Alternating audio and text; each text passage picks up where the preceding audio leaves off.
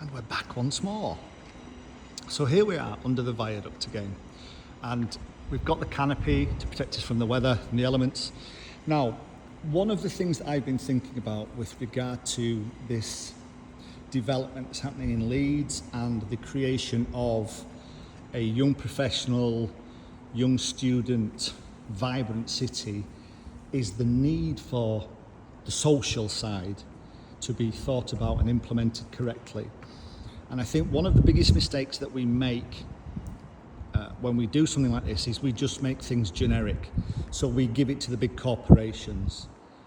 And actually, young professionals and students and young people want something a little bit different. So this is a prime example, this space here. Now, for me personally, if I was making the decisions, I would strongly push for independence to be in here.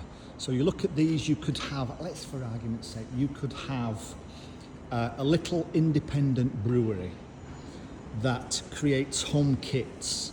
But all of this area, you have it as a communal seating table area where people can mingle, and you put signage saying there is only one rule in here, you must mingle with each other. So you could have, like I say, a little independent brewery, and people can come buy a pint or a half pint of a independent brewery, come and sit out here and test which ones they like. You could have an independent artisanal bakery where people can sit, have an orange juice or a glass of water, have a cake, have some bread. You could have, like I say, an independent coffee shop and roasters. You could have all sorts of things. You could also create a little space here where little local independent musicians could come and do acoustic sets.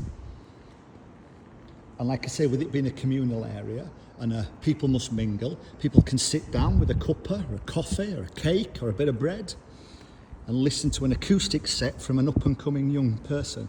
And I think that's really important that the council thinks about this and creates tax incentives for the independents that make it a viable option.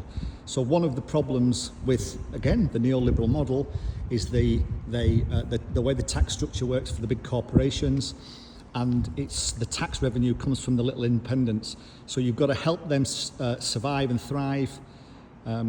And you can make these places vibrant where people actually want to come and live and spend a good 10, 20, 30 years of their life.